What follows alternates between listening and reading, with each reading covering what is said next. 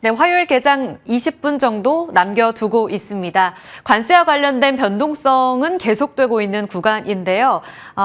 이 짤로 한마디가 다 표현이 되는 것 같습니다. 트럼프 장본인은 본인은 유연하다고 하고요. 시장은 그것을 변덕스럽다고 해석하고 있습니다. 변덕과 유연, 그 한 끗 차이에서 왼손과 오른손, 시장의 무게중심은 어떻게 잡아갈 수 있을까요? 그 안에 중심 전략 저희 지금부터 출발해 보도록 하겠습니다. 어제까지의 움직임을 놓고 본다면 관세 정책에 대한 불안감은 정점을 일부 해소하는 듯합니다. 통과하는 그 구간 안에서 일부 종목들의 반등도 함께 도모가 됐습니다. 원달러 환율 야간 거래에서 어제 정규장만큼이나 급락 시세가 한 번 더 연출이 되며 1,410원대까지 진입하는 모습이 또 한 번 관찰됐습니다. 원달러 환율의 약세 흐름이 계속 이어지게 된다면 외국인의 수급 컴백도 이제는 기대해 볼 수 있는 구간일까요? 그렇다면 뭘 담아갈지 그 힌트들 찾아보고요. 트럼프 자동차 관세 유예하겠다. 이런 발언들이 나오면서 가능성을 조금 더 보고 있는 상황입니다. 미 자동차주들이 일제히 상승하는 모습을 나타냈는데요. 오늘은 자동차주의 신저가 탈출 움직임이 나올 수 있을지 기대해봅니다. 한덕수 권한대행이 한미 협상 이제 곧 시작될 거다. 알래스카 LNG 관련한 내용이 처음으로 협상 테이블에 올라갈 가능성을 시사했습니다. 조선주와 함께 알래스카 LNG 관련 종목들 시세가 이제는 좀 잠잠하나 싶었는데요. 종목들 다 같이 시간의 급등이 나왔습니다. 여기에서의 추가 전략까지 같이 고민해보죠.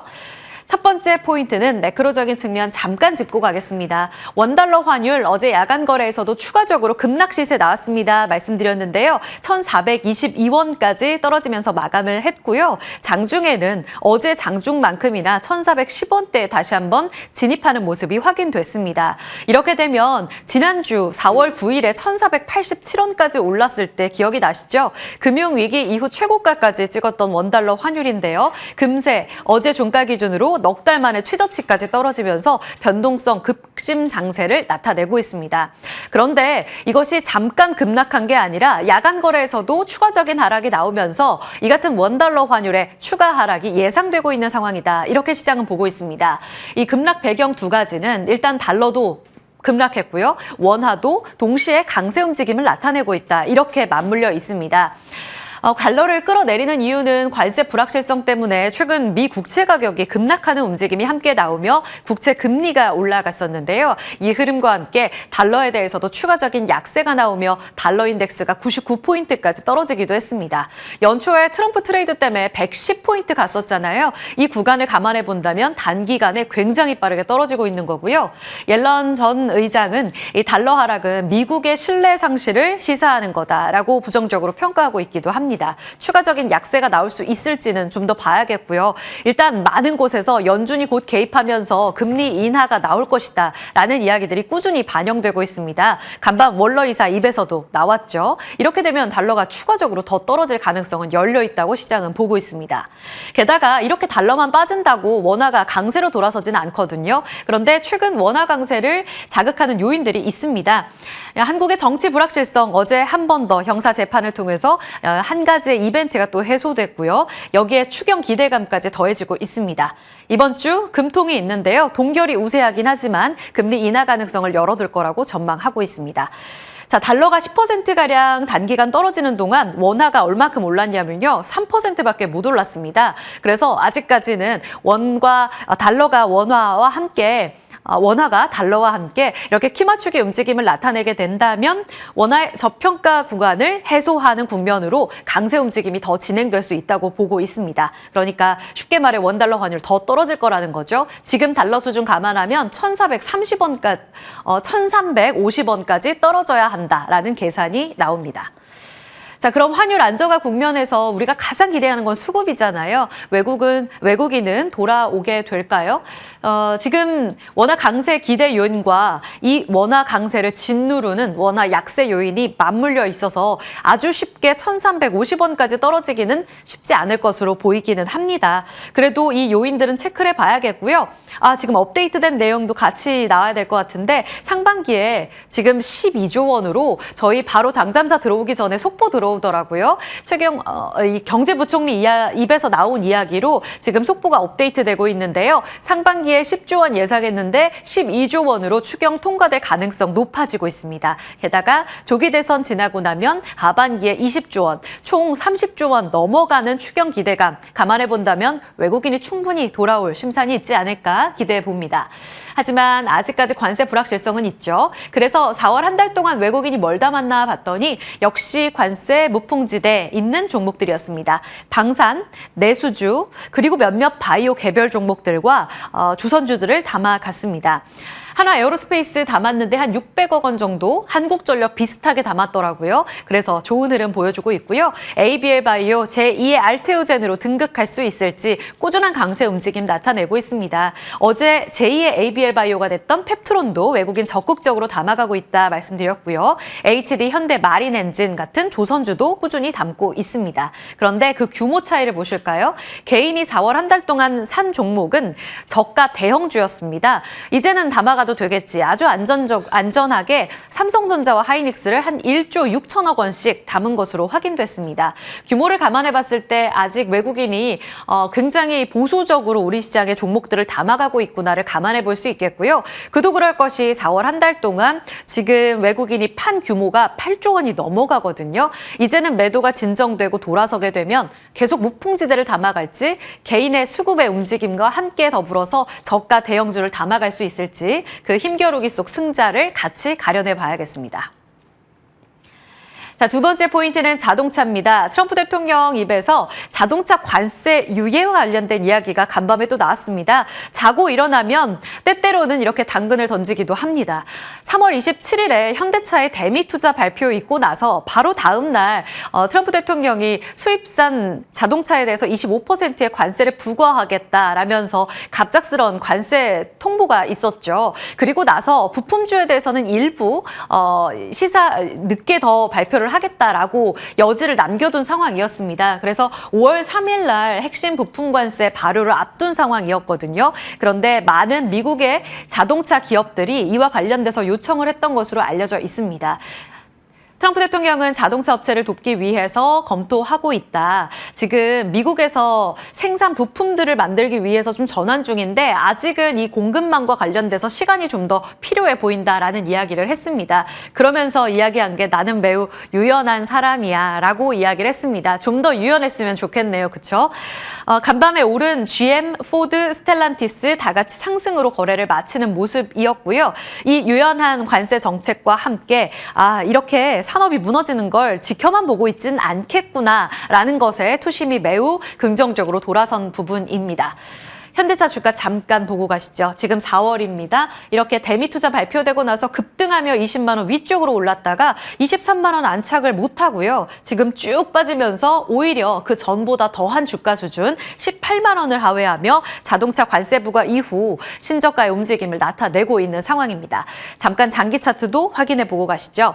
지금 보시면 주봉상으로 보고 계시는 건데요. 2024년부터 해서 올해 움직임을 쭉 놓고 보시면 긴 높은 산을 그려내면서 30만 원까지 올랐던 흐름, 애플카 이야기가 나오면서 크게 밸류에이션 고평가 받았었던 그 수준입니다. 그때 이후로 단 한 번도 25만 원 다시 회복하지는 못했고요. 30만 원은 더 멀게만 느껴지고 있는 상황입니다. 어제 종가는 17만 9,300원. 지금 넥스트 트레이드 프리마켓에서는 3%가량의 상승세를 나타내고 있는 상황입니다. 장기 저평가 구간 안에서 드디어 좀 재평가가 이루어질 수 있을까요? 이어서 체크해 보시죠. 증권가에서 보고 있는 시각입니다. 관세 우려는 아직 좀 남아있다 이렇게 보고 있어요. 물론 이 자동차 관세와 관련돼서 부품망과 관련돼서 트럼프 대통령이 좀 더 유연하게 움직여준다면 그 이후의 리포트들은 좀 더 봐야겠는데요. 일단 오늘 오전에 나온 LS증권 포함해서 네 곳에서는 이렇게 4월 들어서 목표가를 하향 조정하고 있습니다. 높은 이익 기대되지만 관세 불확실성 상존한다. 25%의 관세를 만약 유지하게 된다면 지금 올해만 영업이익 7에서 한 8조 원 정도 깎아지는 그런 부정적인 효과가 예상되고 있는 상황이라고 LS증권 보고 있어요. 다만 하반기에 미국 공장 가동률 올라오게 되면 부정적인 효과를 상쇄할 수 있다. 만약 여기에서 공급망과 관련돼서 관세를 풀어주게 된다면 하반기에 공장 가동률 미국 쪽에서 더 올라오는 것과 맞물리며 더 기대가 커질 수 있지 않을까요? 이 움직임 열어두고 보고요. 상상인증권은 이번 1분기에 현대차의 영업이익 3조 4천억 원 받고요. 현대차증권은 3조 5천억 원 받습니다. 컨센에 부합하거나 소폭 하회할 거라는 전망이 우세하고요. 일단은 연간 기준으로 관세 부과 영향이 너무나 불가피한 상황이다. 다만 더불어서 지금 18만 원을 깬 상황은 너무 싸다는 것 모두 알고 계시죠? 여기서 하반 경직성을 발휘하고 위쪽으로 올라갈 포인트로는 로보틱스의 내재화, 그리고 GM, 웨이모와의 협력, 마지막으로 SDB 전환, 이 포인트를 주가 리레이팅 강화 요인으로 보고 있습니다. 18만 원에서 그 위쪽으로 뻗어 올라갈 수 있을지 잠시 후 체크해 보도록 하죠. 자, 마지막 포인트는 알래스카 LNG입니다. 조선주 그리고 알래스카 LNG, 방산, 지금 외국인들이 담고 있는 이유는 아무래도 이 관세 불확실성에서 안전한 피난처가 없기 때문입니다. 그런데 드디어 이 모멘텀이 조금 현실화될 가능성이 커졌습니다. 한덕수 권한대행 입에서 어제 장 마감하고 나온 이야기고요. 한미 협상이 곧 시작될 거다. 한 이틀 안에 화상회의를 통해서 알래스카 LNG와 관련된 내용을 협상 테이블에 올릴 수 있다라는 내용을 전하고 있습니다. 여기에서는 조선업 협력과 함께 방산 이야기도 같이 거론될 수 있다는 가능성이 거론되고 있거든요. 참고해 보시고요. LNG와 관련돼서는 일단 미국산 LNG를 사겠다는 것만으로 미국이 지적하고 있는 무역 불균형을 해소시킬 수 있는 포인트로 기대하고 있습니다. 인프라에 직접 참여하는 것보다는 가스를 구매하는 방식으로 참여할 가능성이 높다고 보고 있고요. 대외경제무역청에서 보고 있는 카타르산 계약이 종료되고 이것을 다 미국산으로 전환할 경우에 우리 쪽에서 상호관세 한 1.4%포인트 낮출 수 있지 않겠느냐라는 전망까지 함께 제기되고 있습니다. 자, 어제 시간의 거래 급등한 알래스카 LNG 관련 종목들입니다.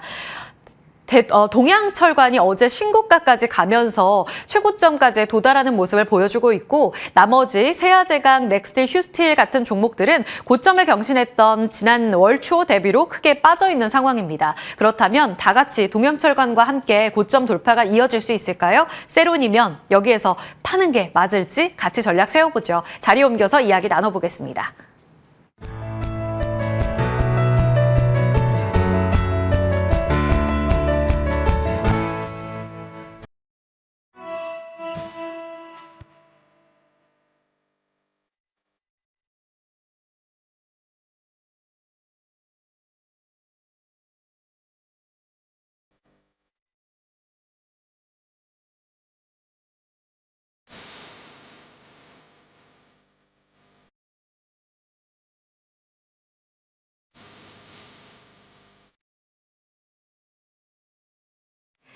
네, 시장 출발 10분 남겨두고 있습니다. 이제 동시효과 예상 체결가 들어오고 있는데요. 지수 엇갈리면서 출발 예상되네요. 2457선으로 어제 종가에서 살짝 더 오른 코스피 움직임 확인되고 있고요.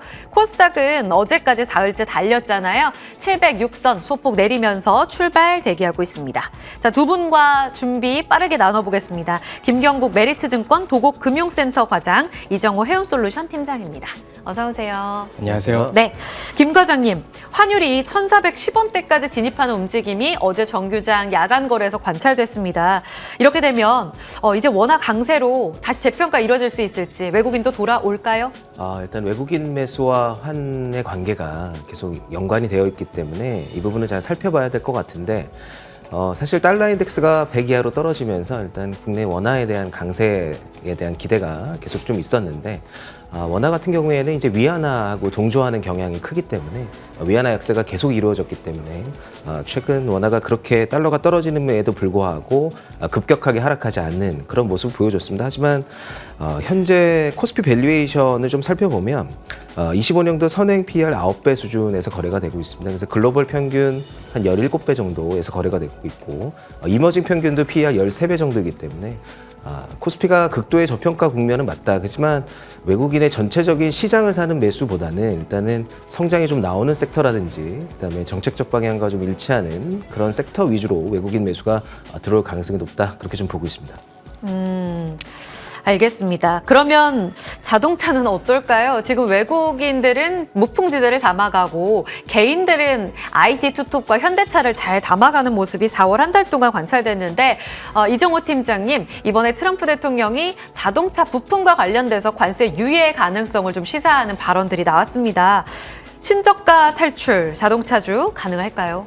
오늘 단기적인 반등은 나올 거다라고 예상을 하고 있고요. 네. 워낙 어떻게 보면 많이 빠졌다라고 생각이 들고 있어요. 자동차 관련 섹터들이 어떻게 보면 실적이나 이런 부분에 있어서 계속적인 탄탄하게 올라가던 모습이 더 나왔지만 어떻게 보면 관세의 영향에서 제일 많이 나오면서 충격인 여파가 제일 컸다. 그렇다고 본다면 관세가 어느 정도 유예가 된다라고 봤을 때 어느 정도 반등세는 나올 수 있겠지만 제일 중요한 거는 이 관세가 언제까지 지속이 될 건지 유예가 언제까지 지속될 건지 이런 부분을 조금 체크해 볼 필요는 있다라고 생각이 들고 있는데 제일 중요한 건 오늘장에서 반등 나올 수 있는 키포인트는 뭐냐? 현대기아차가 또 인도에서 또 1등을 했다는 부분이 나왔습니다. 1분기 생산량 1등. 그렇기 때문에 어떻게 본다면 우리가 제일 기대했던 게 뭐였냐면은 현대차가 인도에서 계속적인 판매 전략이나 이런 부분을 강화하는 모습세가 나오는 모습세. 우리가 그걸 기대를 많이 했었던 부분이 이젠 드디어 보여줬다라고 생각하는 부분이 크기 때문에 오늘장에서 단기 반등세는 예상하지만 어디까지 올라갈 거냐라고 본다면 저는 20만 원까지는 무난하게 올라가겠지만 20만 원, 22만 원 그 이상까지는 조금 더 어느 정도 뉴스는 체크해봐야 될 필요는 있지 않나라고 생각이 들고 있습니다. 다른 부품주보다는 일단 현대차 쪽으로만 보는 건가요? 네, 현대차가 어느 정도 올라가줘야 나머지 부품주들도 올라갈 가능성이 높다라고 생각이 들고 있고 왜냐하면 어느 정도 판매량이 많이 줄어들 경우에는 현대차보다는 어떻게 보면 부품주 쪽으로 더욱더 타격이 클 가능성이 높기 때문에 지금 현대기아차만 보자라고 말씀을 해드리고 싶습니다. 네, 알겠습니다. 현대모비스 같은 오히려 부품주들이 분위기가 괜찮을 것으로 예상되고 있거든요. 화신도 11% 급등. 아무래도 더 급락했기 때문에 가볍게 튀어오른 쪽은 부품주인가 봐요. 저희 본장에서 더 이야기 이어가겠습니다. 그리고 김 과장님, 한미 협상 이제 드디어 협상 시작이 되나 봅니다. 트럼프 대통령도 우선적으로 한국, 일본 빨리 대화하자라고 이야기를 한 상황에서 알래스카 LNG 이것이 협상 테이블에 오를 가능성 높다. 지금 동양철관 급등. 그런데 사실상 미국에 공장이 있는 세아제강 이쪽으로는 또 상승폭이 한 1%밖에 안 나와요. 지금 물론 예상책을 깔아서 본장은 좀 봐야겠지만요. 어떨까요? 지금 이런 뉴스가 나오게 된다면 아주 단기적으로 변동성을 활용한 매매가 필요할 것 같은데 어떻게 대응하는 게 맞다고 보세요? 일단 LNG 쪽 계속 말씀을 좀 드렸었는데 일단 한국의 협상 카드로 제시할 수 있는 것이 LNG 수입 확대 그리고 알래스카 LNG 참여 정도일 텐데 사실 알래스카 참여와 관련돼서 가장 수혜를 받을 수 있는 업체들은 뭐가 있냐면 일단 업스트림 쪽, 다운스트림 쪽 다 할 수 있는 이제 포스코 인터내셔널 정도가 수혜를 받을 수 있을 것 같고 그리고 관간 업체를 지난번 시간에도 제가 휴스틸, 넥스틸 말씀드렸었는데 그 두 업체는 사실 휴스턴에 공장이 있고 실제로 그리고 미국향으로 매출이 한 70% 이상 나오고 있는 회사이기 때문에 실질적으로 테마로 움직이는 것보다는 수혜를 실질적으로 받을 수 있는 업체가 뭐 한 두 업체 정도 그렇게 좀 보고 있기 때문에 향후에도 이 두 업체는 꾸준한 상승이 좀 나오지 않을까 그렇게 좀 보고 있고 LNG와 관련된 모멘텀은 단기로 좀 식을 모멘텀이 아니라 이번 연도 내내 좀 계속적으로 모멘텀을 받을 수 있는 섹터라고 생각하고 있기 때문에 뭐 LNG 관관 그리고 LNG 운반, 뭐 개발,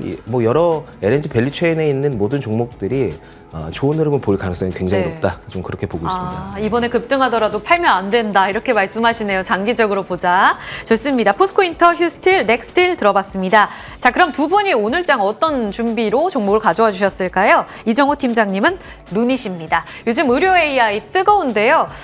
여기서 루닛이 다시 대장주로 갈 수 있을 만한 그런 모멘텀이 있을까요? 네, 충분히 있다라고 생각이 들고 있고 지금은 어떻게 보면 중소형주보다는 대형주 위주 장세가 조금 연출될 것 같다라는 생각이 들고 있어요.